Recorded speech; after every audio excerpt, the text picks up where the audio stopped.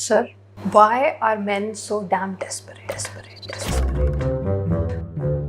You don't feel that attraction towards any man that I want to swoop in and get him and make him mine. Not with so much eagerness, no. It's more of a, the water is kind of boiling and it's boiling slowly. So you spend more time with them, you get more, get to know them better. What do women want? Safety, security. They are not adding money to the list. Oh, sorry, money, rich.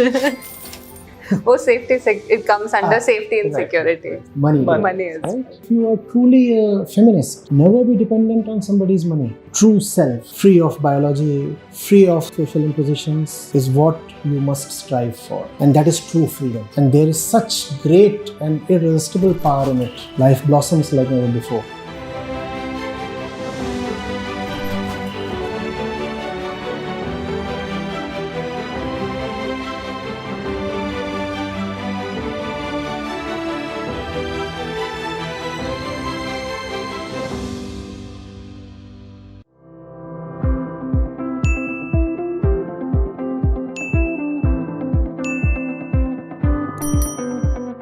Sir, why are men so damn desperate?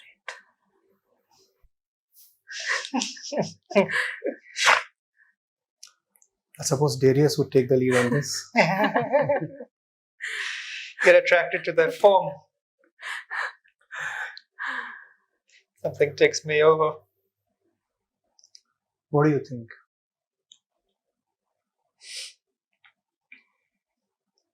Something is pulling them towards, something is attracting. That's not the same as calling them damn desperate. So some deep desperation. That's what I'm trying to understand. I don't get that pull. I don't understand what that pull is. That if you have a little bit of familiarity with any woman and you just swoop in as like, be mine, or come, let's go out on a date, or let's do something. That is something I cannot comprehend. So that is the entire. What do you think, Darius? Why does that happen? I was actually going to ask you, you don't feel that attraction towards any man that I want to swoop in and get him and make him mine? Not with so much eagerness, no. It's more of a, the water is kind of boiling and it's boiling slowly. So you spend more time with them, you get more, get to know them better, and if they're, they're all right, then that happens. But not in that. It's not, just with guys, it's with men, it's more like anybody will do, like any girl will do, no matter, she's pretty or just anything. But so that is something that just so they have frustrates. No standards. They have no standards. So you're wondering if it could be me, it could be someone else. So that's kind of a turn off. It could be anybody. That is what the whole point is. It could be anybody. And that's so, it's just so uncomprehensive. Like, how could you just pick anybody? It's to begin with, it's the ubiquitous mating behavior we witness in all living beings. Go to the jungle, it's happening all the time, all over the place. So that's how it begins, first of all. You don't have to be a human being to be attracted to the other gender. A male rhino would be pulled to a female rhino. So that's how it begins. But this kind of damn desperation, probably you would not ascribe to animals, right? You won't. I'd have doubts before ascribing because I'd have to get into it a little deeper. So there is that pull that exists even in the jungle. That's the biological part of it. But then man is characterized by his consciousness. When I say man, I mean human beings, man and woman both. So we have a task to do, a goal to achieve, a test to pass. We have something to attain in life. Animals aren't burdened with that inner mandate. Man is born with that inner mandate, which is to make life worth living, which is to make something of himself. So there is that deep inner question, a constant one. Am I fulfilled? Have I attained? What do I have in my hands? What have I yet become? There is that desire. That desire is the lack of fulfillment of consciousness itself. The mind is a constant craving. The mind is a constant hollow, waiting to or begging to be filled. So you require something to fill it up, right? And when you have nothing else to fill it up with, you go for sex. So that's what we are doing. So to begin with, there's the biological pull. But then in Homo sapiens, that biological simple pull is 1,000 times amplified because of our wasted lives. We know that we don't have a thing in life. We know that we just haven't lived up to our potential. We have 1,000 unfulfilled desires, and worse still, we do not know what to desire. So we are losers all around and everywhere and all the time. How do we compensate for that inner loss? And that inner loss is teasing us all the time. It's nibbling at our heart from within all the time. How do you compensate for that feeling of inadequacy? You go and have sex. That's the male thing. Because you are in general inadequate in life. Because none of your achievements are really worth it. So there is at least one achievement that you can have. A heavy dose of sex, like one takes a heavy dose of a tranquilizing drug. The patient is terminal, can't recover, but he can at least be tranquilized. So from the age of 15 or 18, human beings start tranquilizing themselves using this thing called sex. Okay. To a great extent, it represents our failure in living rightly. To a great extent, it represents our failure in setting the right goals and having the courage and the effortfulness to achieve them, or at least strive for them, if not achieve them. Neither do we know what to achieve, nor are we committed enough to go for it wholeheartedly. If you go for it wholeheartedly and fail, that's not really an inner defeat. That might be an external defeat, but we are riddled with inner defeats. So what's the last resort? Chase a woman, conquer her. When I say conquer her, I mean her body. Conquer her body and tell yourself, I've had something at last and at least. I'm somebody. Not that I'm a complete loser. I have the woman's body. That's the loser's last resort. So that's what is happening, and that's what makes them damn desperate. But what is funny, what I find funny is the damn desperation doesn't really work, like to a large extent, but no, it works to a large extent, but it works in a Unfortunately. self-defeating way. in a self-defeating. The more it works, the worse it is for you. So you are lucky if it doesn't work for you. Because if it works, it means you are on the right diet and or you are on the wrong diet and the wrong medicine, and you are convincing yourself that this is the right thing for you. Bad, very bad. And why sex more, not other things like food or even drugs to that extent? Why?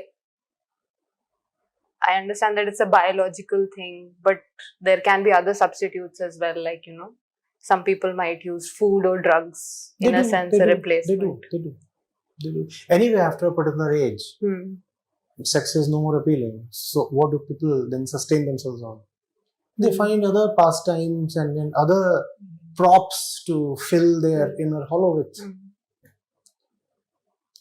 But sex being a very basic urge, the very basis of pragmatic life, physical, biological life, is obviously more appealing and more powerful. It has a stronger pull. So we misuse it by expecting from it what it is not designed to give you. You expect inner fulfillment from sex, and it won't give you that. So what do? Your lack of inner fulfillment, you want to cover through sex. Won't happen. You continue to have sex a million times. You'd still be as empty as you were in the beginning. Maybe more. Yes, it's actually more. So the woman is complacent in all of this. Is it complacent or complicit? Complicit. Like she goes along with it. That is why man is able to. Complicit. Okay. See, the woman is not fundamentally different from the man, right? The same species, right? So there are differences. Fundamentally, there is the ego tendency, and it operates through two genders. Fine. Let's not exaggerate the differences, right? And you said, why don't women act equally desperate? Why don't you? What do you say, Darius? I was just thinking about what you said, where you said there's a hollow and that's why the men chase the women. I'm just wondering, could it be that Anu is turned off because the more desperate the man is, she senses more of a hollowness and more his longing for her to fulfill him, and she's being honest enough to know that she can't do that? She can't do that. It's a thing of honesty. If a woman is honest, one of the things she'll tell the desperate man is, sir, you won't get from me what you really expect. The problem is you do not even know what you expect. You do not even know what you really need. All you know is your desire. You do not know your need. And your desire is not worth much to you. You are placing premium on the wrong thing. That's what the woman would tell the man. There is this beautiful scripture, Tripura Rahasya. In that the protagonist, the wise one, is a woman. And this is exactly what she tells the man. The man is the king there. She tells him, you are deluded. Get rid of your delusion first, and then try to get me. Go and firstly get rid of your delusion. That's what a wise woman would tell this damn desperate man.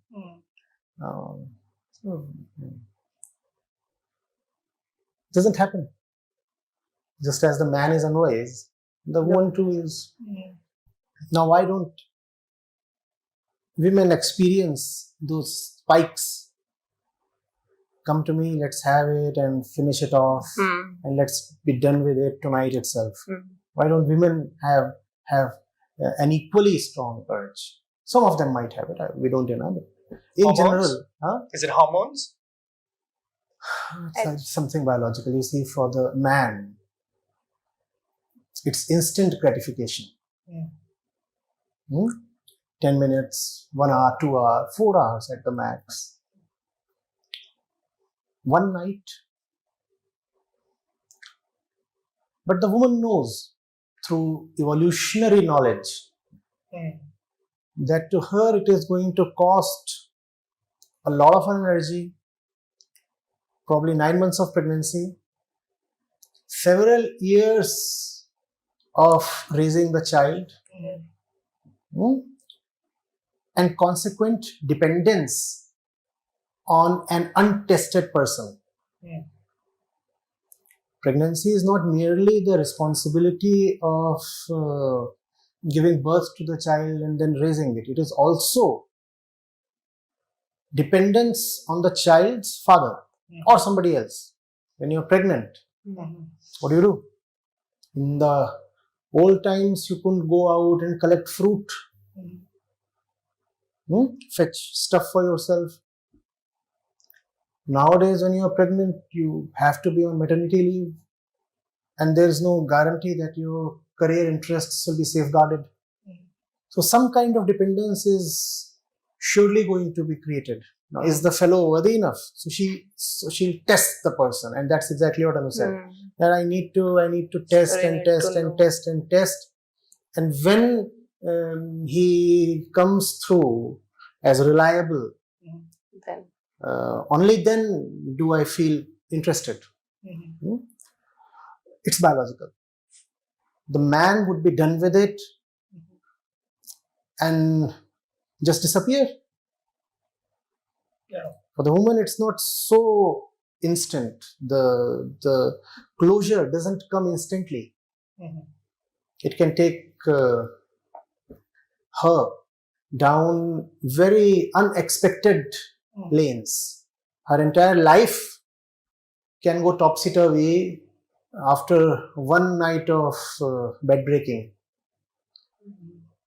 So that's the reason why she's more circumspect. testing waters. Huh? Testing waters before She jumping. would test the waters. Well, I mean, it's a long-term investment and responsibility and dependence for her. It's 15-20 years. You It's can 15, 20 say. years. So then- it's a biological thing. It's a biological thing. This is the thing. Actually temperate or wise about the woman being less enthusiastic or it's just biological conditioning. The man is acting out his biology. The woman too is acting out her biology. So there's not much in it for either party. Yeah. Why can't there be a different kind of relationship?